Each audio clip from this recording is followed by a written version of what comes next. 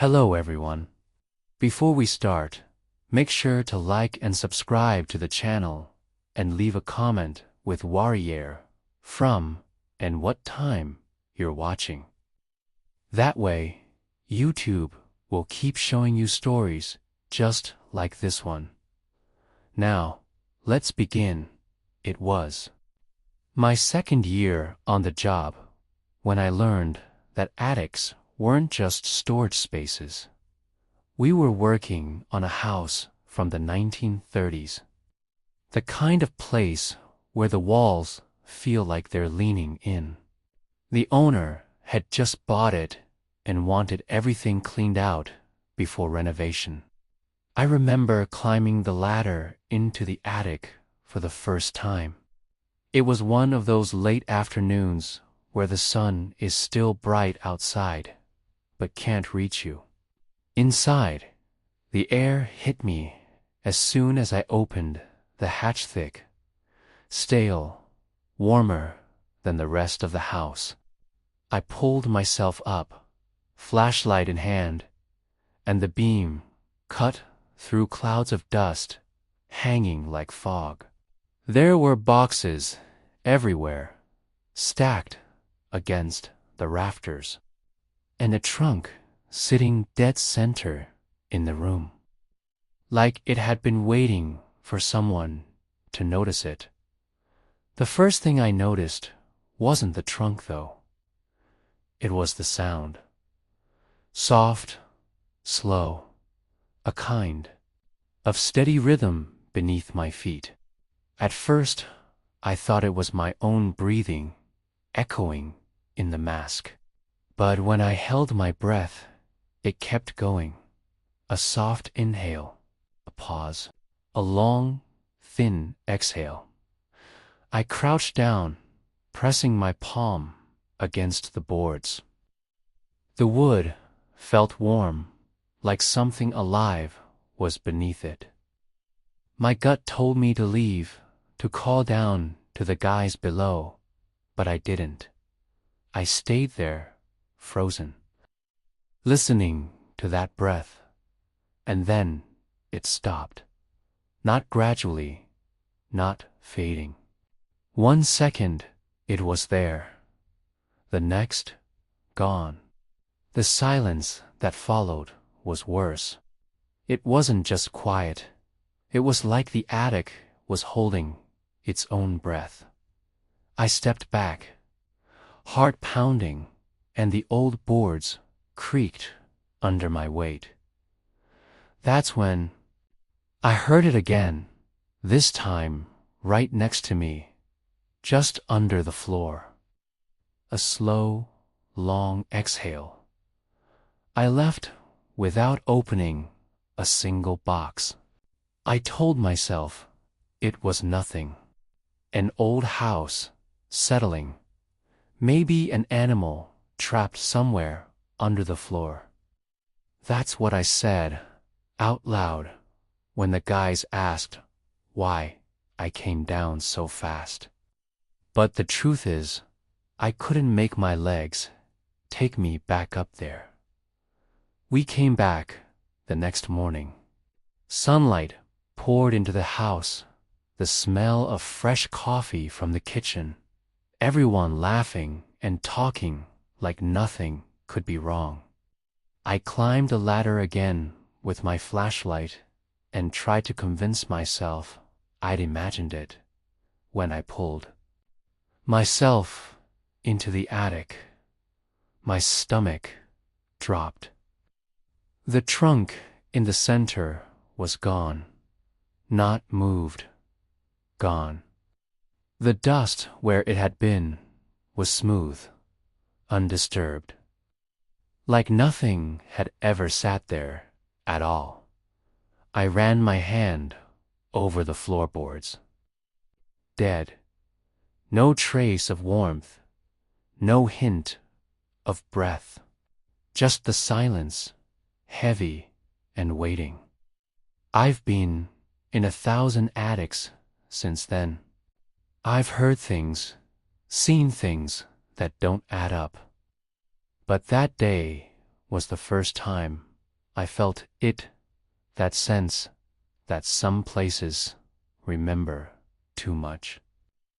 Middle of the night and the air feels heavy.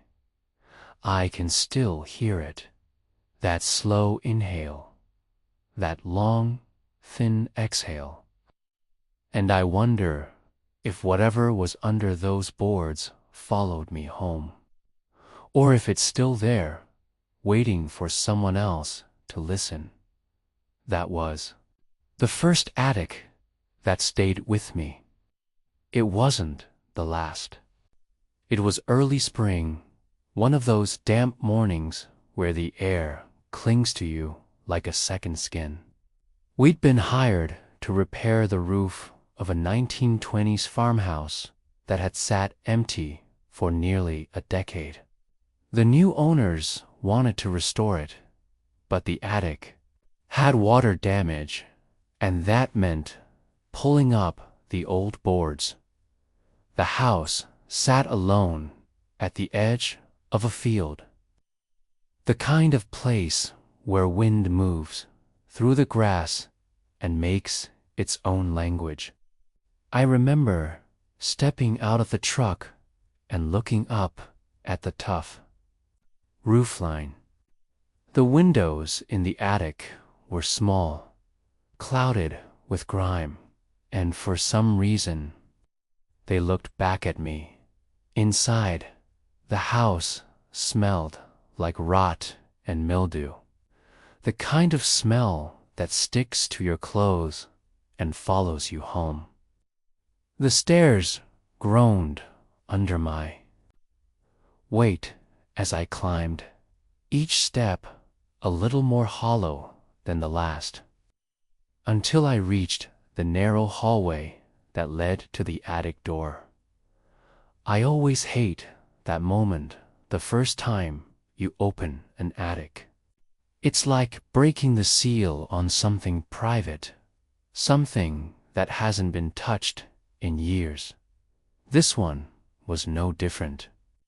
The hatch resisted at first, then gave way with a sigh of dust and stale air. I pulled myself up into the dim space. The ceiling was low, forcing me to crouch. The floorboards were warped and soft in places, the kind of wood that remembers every footstep. My flashlight beam caught old insulation spilling from the rafters, a few broken boxes, and a rocking chair sitting crooked in the far corner. Nothing unusual, just another attic, just another job. But as I stood there, waiting for the other guys to bring up tools, I felt it again. The same thing I'd felt years ago in another attic. That weight in the air, that strange, quiet breath beneath the silence. I crouched down to check the boards near the center of the attic, running my hand along the warped wood. That's when I heard it, soft, almost polite, like someone trying not to be noticed. A slow inhale, a pause, a long, steady exhale. It was coming from directly beneath my knees. I froze, my hand pressed flat against the wood. The sound wasn't echoing through the room. It was inside the floor. I held my breath, waiting for it to stop, but it didn't. Whoever or whatever it was, they were breathing with purpose, like they knew I was listening. The other guys were still downstairs, laughing about something, oblivious. I swallowed hard and tapped the floorboard with my knuckles. Hello? The breathing stopped. Not a fade, not a hitch. 1 second, there was life under the wood. The next, nothing. The silence that followed was so complete, it made my ears ring. I leaned closer, pressing my ear to the boards, my own breath quick and shallow. That's when the wood flexed beneath me, not the way it does when you shift your weight. This felt like something pushed back. I scrambled up, heart hammering, and backed toward the hatch. As I did, I heard it again, but not under the floor this time. Behind me, that same slow inhale, only now it was in the room, low and close. Like something had climbed out from under the boards and was standing just a few feet away. I spun around, flashlight beam cutting through dust. There was nothing. Just the rocking chair in the corner, still, waiting, and then the floor creaked. Underweight, that wasn't mine. Asterisk, I bolted for the hatch so fast I nearly slipped on the ladder. When my boots hit the hallway below, the guys looked up at me like I'd seen a ghost. I didn't say much, just muttered something about rotten boards and bad air. We called it for the day when the rain rolled in. That night, I lay in bed replaying it over and over, the sound of that breath, the flex of the wood, the weight of footsteps that weren't mine. My brain wanted to file it under old houses, make noise, but my gut wouldn't let it. There'd been intention in that sound, something alive in the pause between inhale and exhale. The next morning, I got there before anyone else. I told myself it was to get a head start on the job, but really, I just needed to see it in daylight. The air felt heavier, like the storm had left something behind. I climbed the stairs slowly, each step creaking under my weight, until I reached the attic door. My hand hesitated on the handle. Part of me wanted to turn around and leave, to call it someone else's job. Instead, I pulled the hatch open and climbed up. The rocking chair was gone, not moved to the side, not tucked into a corner, gone completely.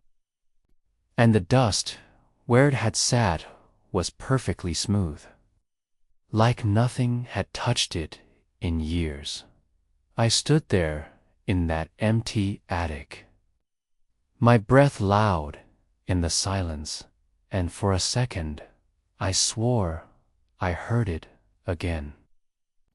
That soft, slow inhale, that long, steady exhale. Only this time, it wasn't coming from under the boards. It was coming from right behind me. I didn't go back into that attic again, and I haven't trusted quiet rooms since. Asterisk, some attics feel empty the second you open them, like you're the first person to disturb the air in decades. Others feel used, like someone just stepped out, and if you wait long enough, they'll come back. This one was the second kind. It was an abandoned boarding house on the edge of town, a 3-story brick building that had been left to rot for over 30 years. The city wanted it cleared before demolition, so we were hired to strip out the salvageable wood. I remember walking up the cracked sidewalk, the windows like blind eyes staring out into the street. The inside smelled like mold and rusted pipes. Every step we took stirred up the scent of water damage and old plaster. The stairs to the attic were narrow, worn in the middle from decades of footsteps. When I reached the top, my hand paused on the doorframe. There was something about the air, not warm or cold just.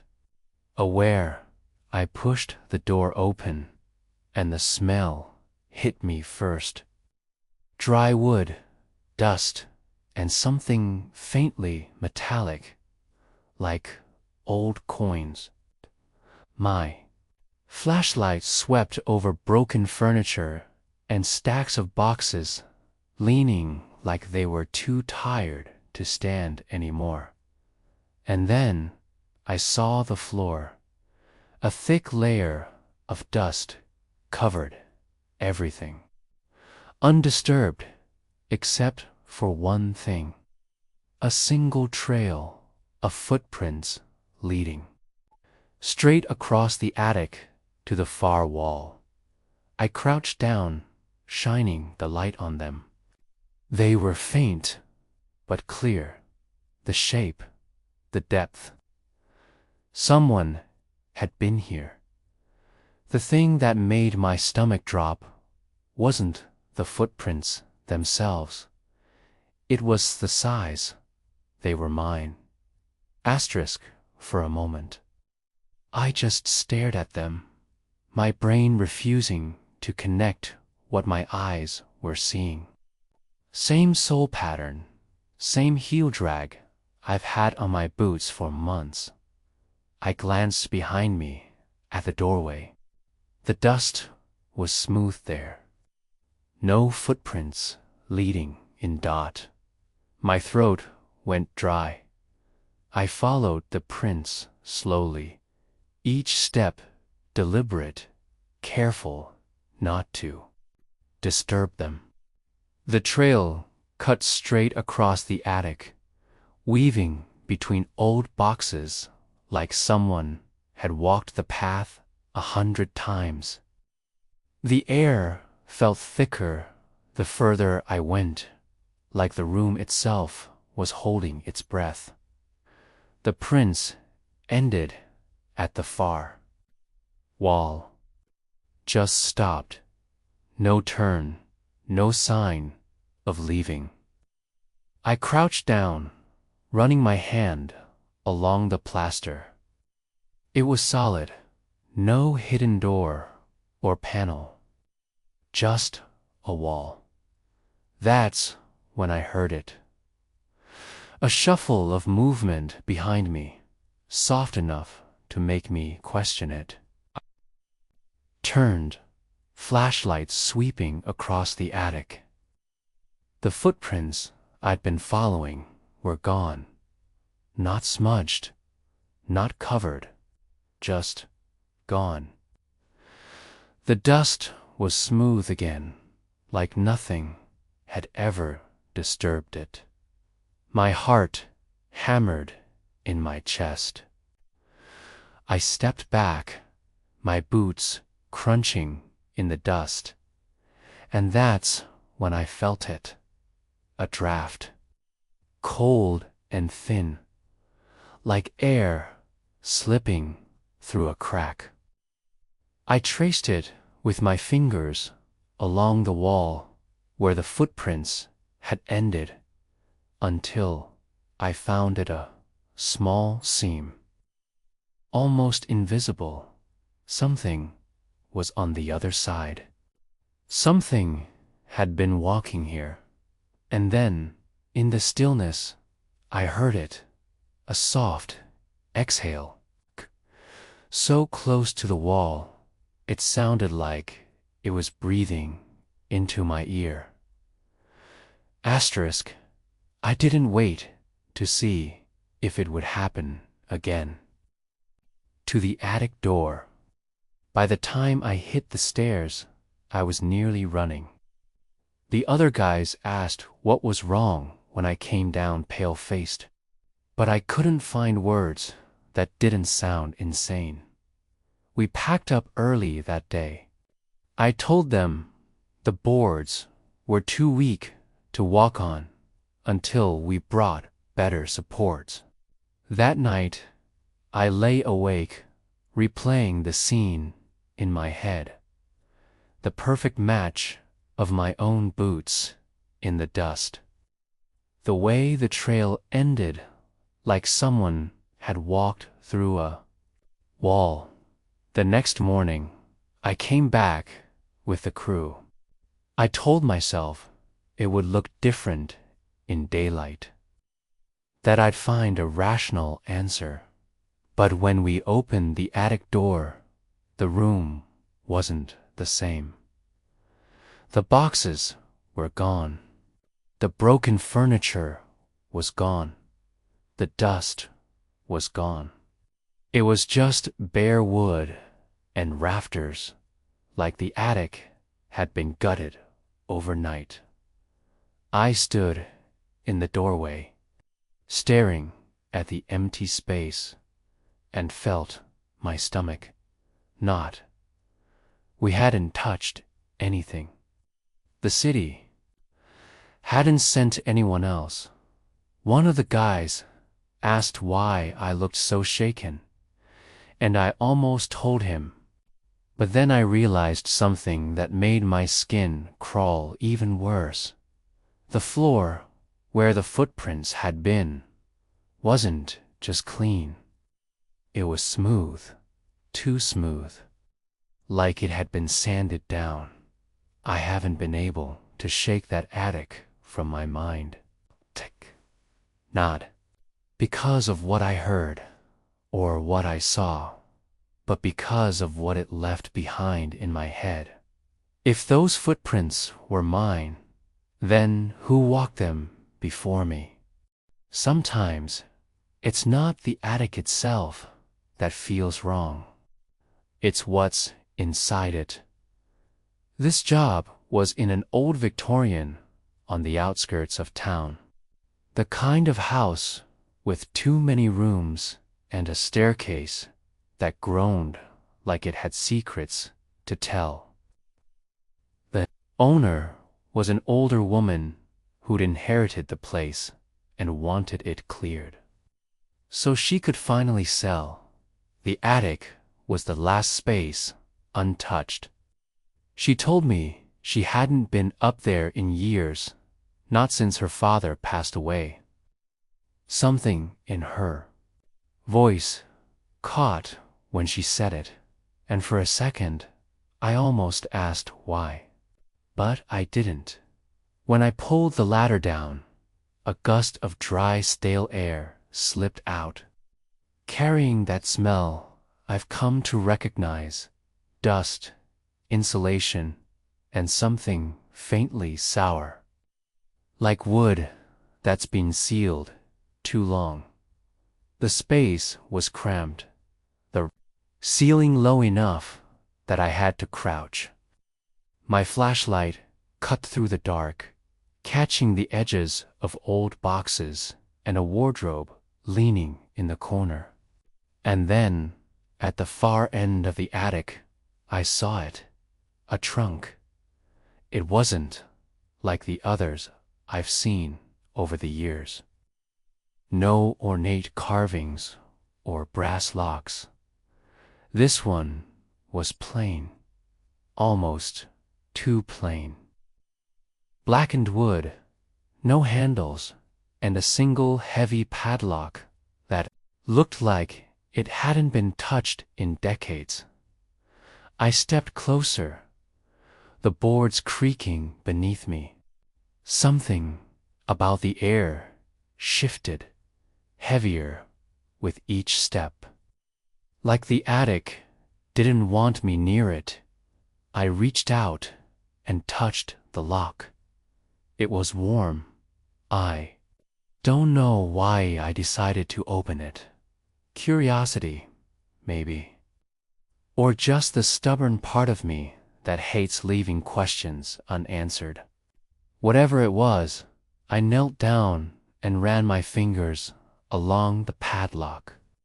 The metal was old, rust biting into my skin, but it wasn't stiff. It opened too easily. The lid resisted at first, like something inside didn't want to see daylight. Then, with a long groan of wood, it gave way. A gust of air hit me in the face, dry, stale, and cold. Inside, there was nothing. At least, that's what I thought. Just the dark, empty bottom of an old trunk. I exhaled, half laughing at myself, and leaned closer to make sure. That's when I heard it. A soft knock from inside the trunk. I froze. My hands gripped the edge so tight the wood bit into my palms.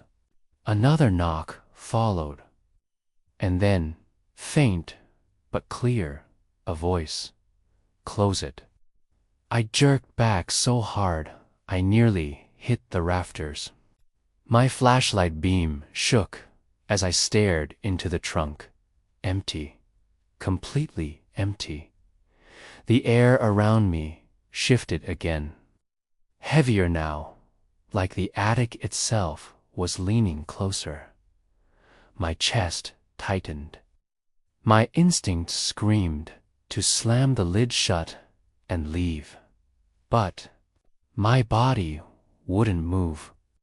I just stood there, heart pounding, staring into that dark box while the voice whispered again. Close it, please. I don't remember deciding to move, but suddenly my hands were on the lid, slamming it down so fast the sound cracked through the attic. The second it shut, the air changed. Lighter, almost relieved. I stared at the trunk for a long time before backing away. The padlock was lying on the floor. I didn't put it back on. Asterisk, I climbed down the ladder without looking back.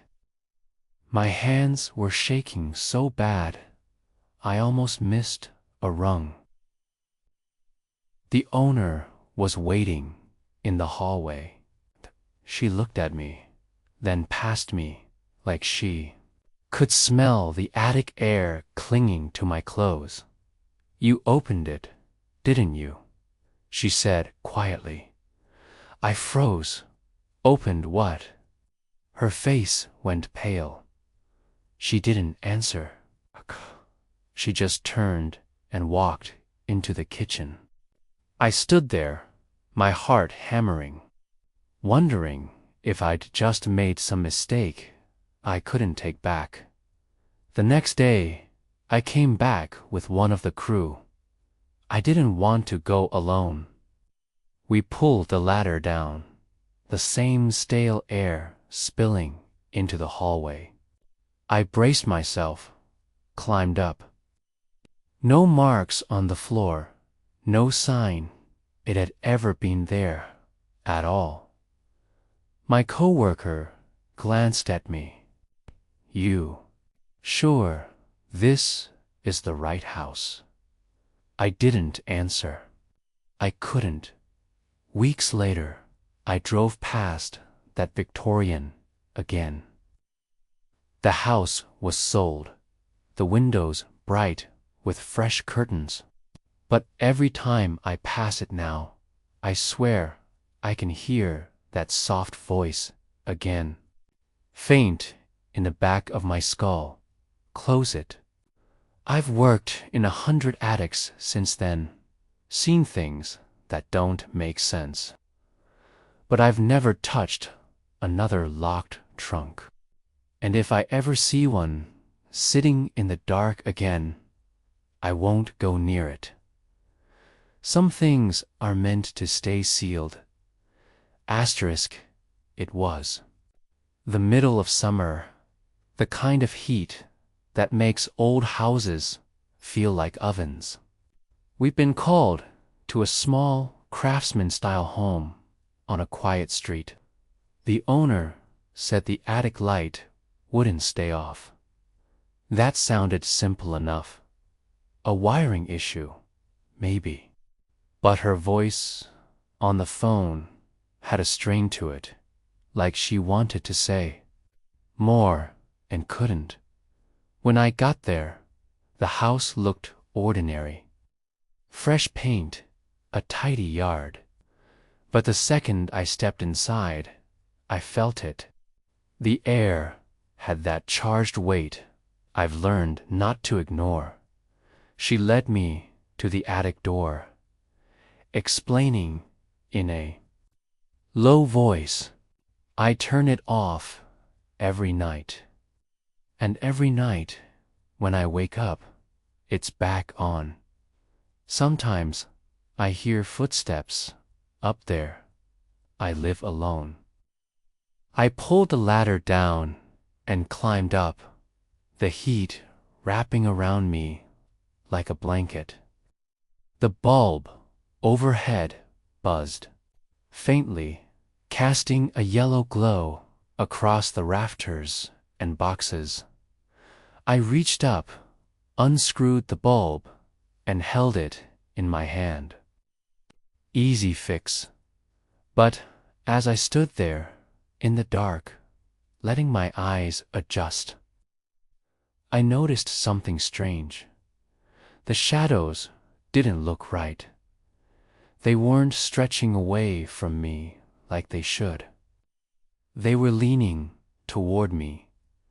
Asterisk, I shook it off, telling myself it was just the dim light playing tricks now that the bulb was out. I slipped the bulb into my tool bag, turned toward the hatch, and started back down, halfway to the floor below. A faint click echoed behind me. I froze. The attic above me bloomed with yellow light.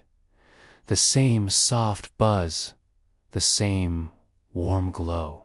But the bulb wasn't in the socket. It was still in my bag. My first thought was that there had to be another light source. Maybe a second fixture I hadn't noticed. I climbed back up, heart pounding, and scanned the rafters. There was only the single bare socket, empty, but the light.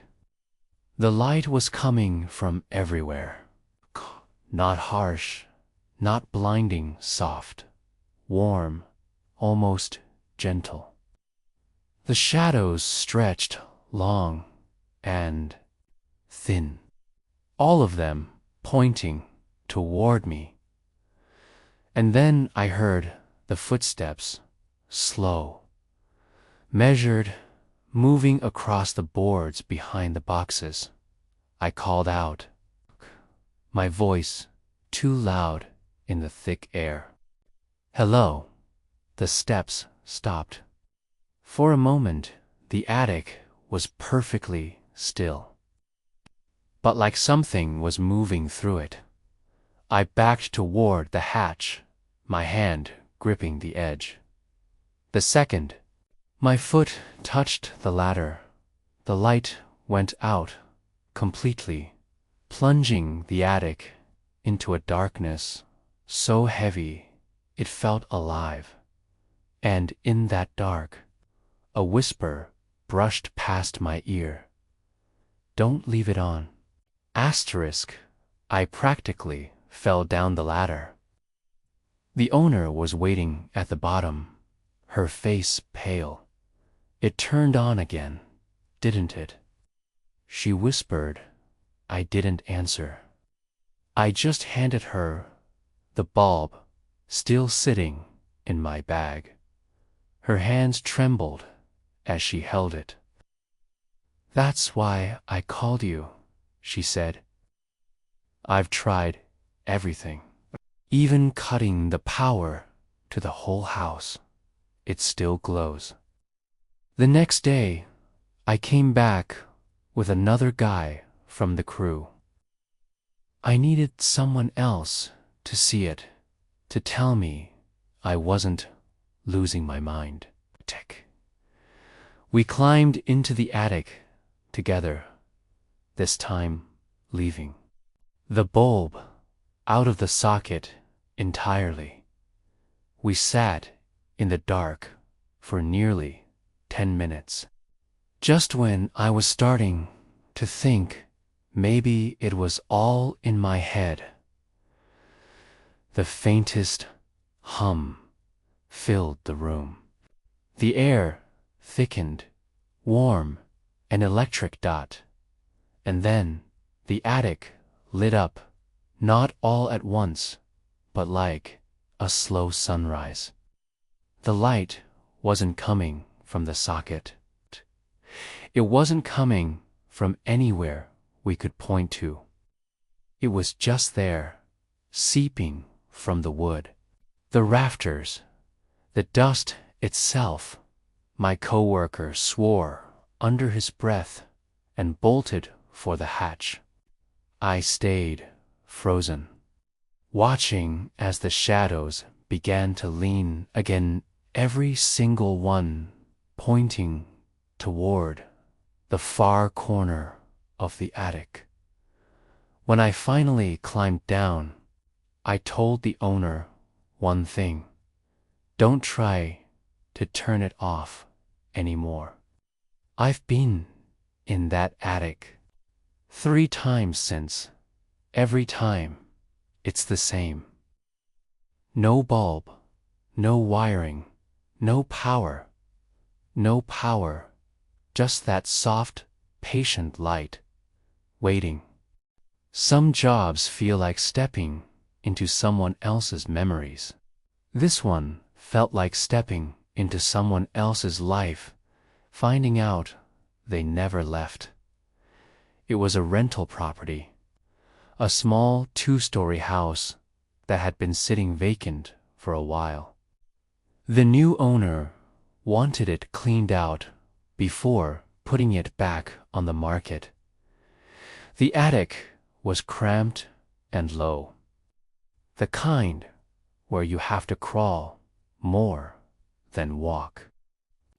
I pulled myself up through the hatch and felt the weight of the air immediately, thick, heavy, like the room had been holding its breath for years.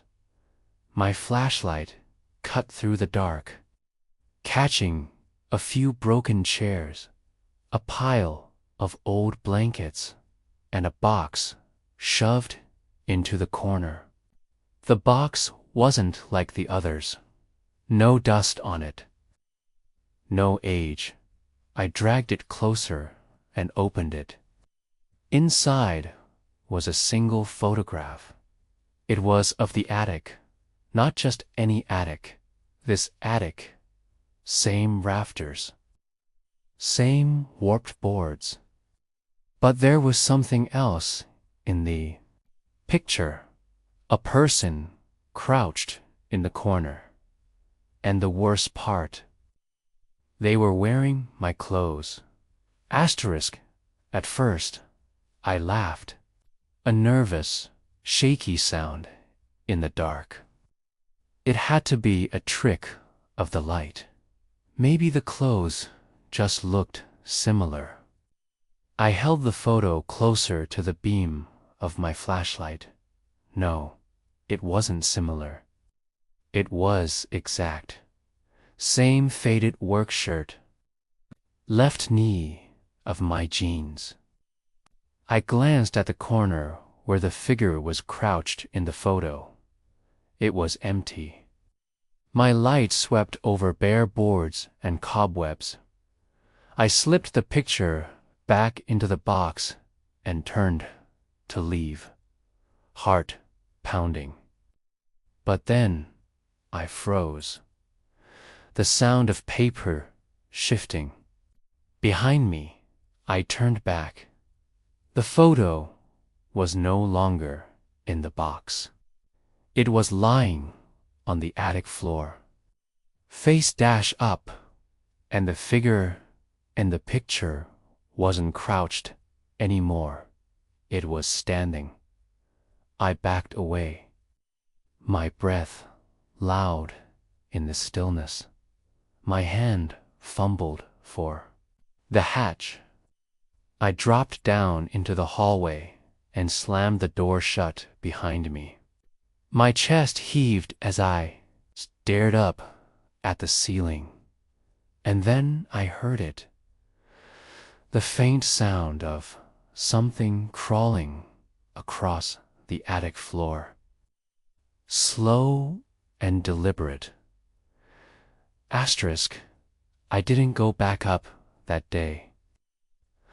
I locked the attic door and told the owner the space was clear. My hands were still shaking when I left the house, but I couldn't let it go. That night, lying awake, all I could see was that figure standing in the corner of the photo. In my clothes. 2 days later, I came back alone. I don't know why. Curiosity, maybe. Or maybe I needed to prove to myself that it hadn't happened. I opened the hatch and climbed into the attic. My flashlight cut through the same heavy air. The box was still there, right where I'd left it. I opened it with numb fingers. There was another photograph inside, not the same one, a new one. This time, the picture wasn't just the attic. The figure wasn't me. It was the owner of the house. She was sitting on the attic floor, her head tilted toward the camera, eyes wide like she'd just been caught off guard. I stumbled back, my hand covering my mouth, when I brought the photo down. To her, she went completely still. I haven't been in that attic since I was a kid, she whispered. I didn't tell her the truth. I didn't tell her what I was starting to realize. The attic isn't just holding memories, it's making them. Asterisk. There's a certain kind of silence that only old attics have. Thick, heavy, like the insulation itself is swallowing every sound. We were called to an abandoned farmhouse just outside the county line. The roof had started to sag, and the new buyer wanted it cleared before repairs. It was late autumn, the kind of cold that sinks into your bones even before the sun sets. The attic ladder stuck halfway down. When I finally forced it, a cloud of dust and old insulation rained over me. The smell hit me instantly. Damp wood, mold, and something else. Sweet, too sweet. I climbed up, my boots crunching into the loose insulation. The rafters groaned above me as I moved my light across the space. That's when I noticed it. A perfect human-shaped depression in the insulation. Like someone had been lying there. The air felt different on that side of the attic. Warmer, closer. I crouched and touched the edge of the imprint. The insulation wasn't cold like the rest of the room. It was warm and it was pulsing. I yanked my hand back. For a second, I thought maybe I imagined it, that it was just my own pulse echoing through my fingers. But when I crouched again, the insulation rose and fell. Subtle but steady, like breathing. I motioned to the crew downstairs to bring a light. My voice came out too sharp, echoing weirdly in the attic space. When the beam swept across the rafters, I saw it clearly. The imprint wasn't just a shallow dent. It was deep, too deep. I pushed my hand into the edge, expecting to hit the attic floor. My fingers sank further into soft, warm space that shouldn't exist. That's when the insulation shifted, not around my handy way from it, like something underneath was moving. The boards beneath me groaned.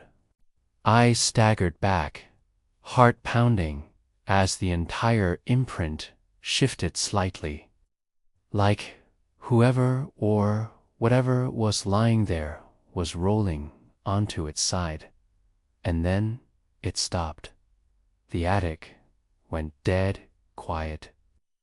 Even the faint hum of the house's wiring seemed to vanish dead from right below the boards.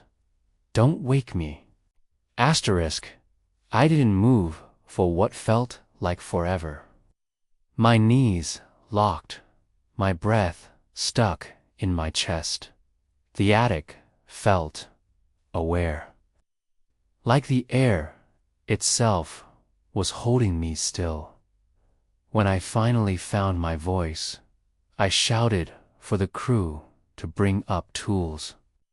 I needed to see what was under there.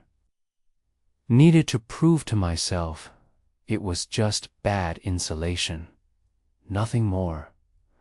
We cleared the surrounding boards carefully. I expected to find old joists or the ceiling of the room below. But as we pulled the insulation away, we found nothing, no beams, no floor, just a hollow black space stretching down into darkness. The imprint was still there, suspended in the loose, pink fluff, like something invisible was lying between worlds. One of the guys reached in with a long piece of wood, trying to test the depth. He didn't hit bottom. I told them to stop. My voice came out softer than I meant it to. We sealed the attic that day. The new owner wanted to cut into the ceiling below, but I convinced him not to. I didn't tell him why. I've been in that house twice since, just passing through for other work. Every time I hear it in the back of my head when I see the roofline against the sky. Don't wake me. I never do. Asterisk.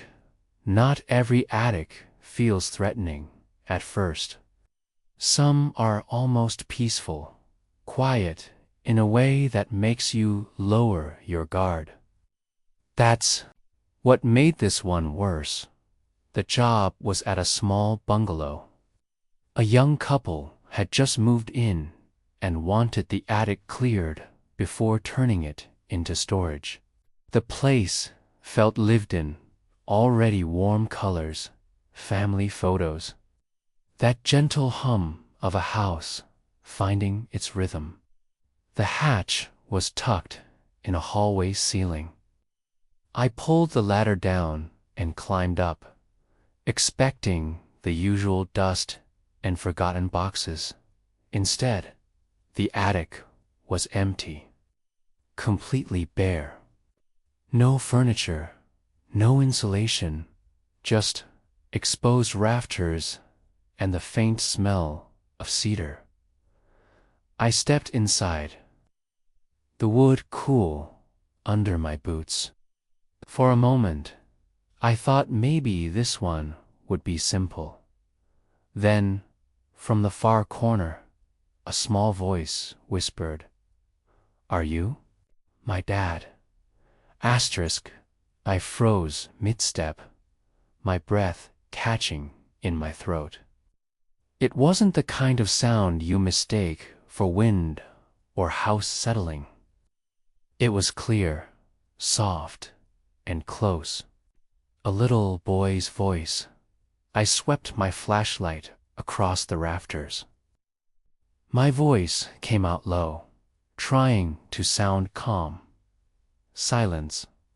Then the voice again, barely louder than a breath. "Are you my dad?" It came from the same corner, but when I shone the light there, it looked the same empty. I stepped closer, my boots creaking against the boards. That's when I noticed something strange. The corner didn't sound right. Softly, like the wood was thicker there, muffled somehow. I crouched, running my hand along the boards. There was a seam, a perfect square cut into the attic floor. I pushed my fingers into the edge and felt a draft of cold air slip through before I could lift it. The voice whispered, again closer now, right against my ear, "Don't leave me here." Asterisk, my hand shook as I pried at the seam. The board lifted with a groan, releasing a rush of cold, stale air. Beneath was a narrow compartment, maybe 3 feet deep. Inside lay a small, dust-covered shoe, just one. The leather cracked with age, the laces tied neatly in a bow. The moment I touched it, the attic went still. That heavy silence that only comes when something's finally done. I set the shoe gently back in the compartment and lowered the board. My chest felt tight as I climbed down the ladder. The young couple was waiting in the hallway, their faces curious. "Find anything?" the husband asked. I wanted to tell them, wanted to ask if they knew the history of the house, but the words wouldn't come. I just shook my head. "Nothing you need to worry about." That night, lying in bed, I swore I heard the voice again in the back of my mind. "Thank you." I've been in hundreds of attics since, heard things I can't explain. But sometimes, late at night, when I think about that little shoe in the dark, one question still chills me more than any of it. What happened to the other one?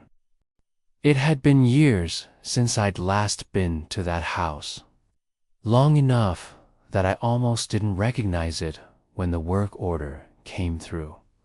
But the moment I saw the address, my stomach dropped.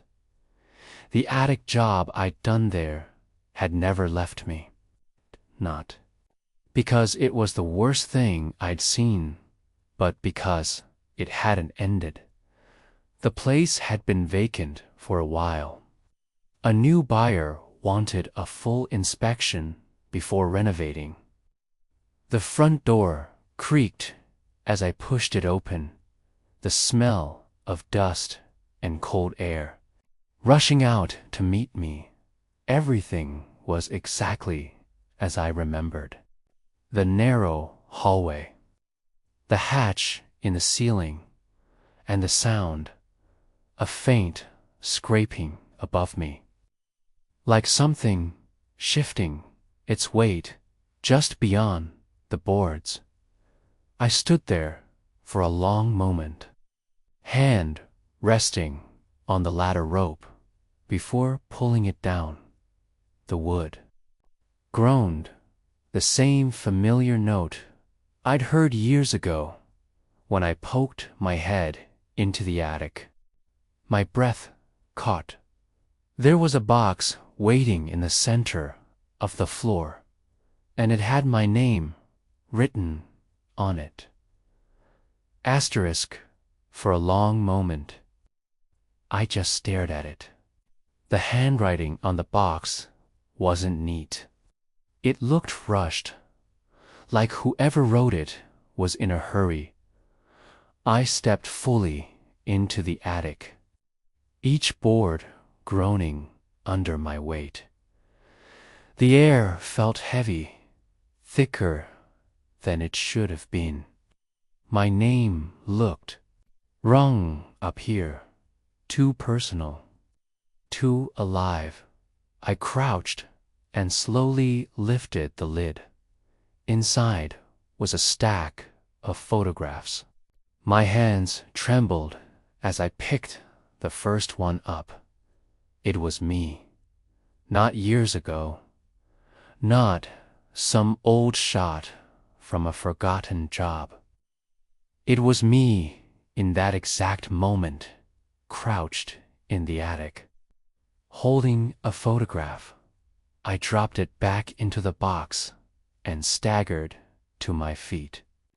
The scraping sound returned, circling me in the dark. "Why did you come back?" The voice wasn't loud. It was soft, almost sad.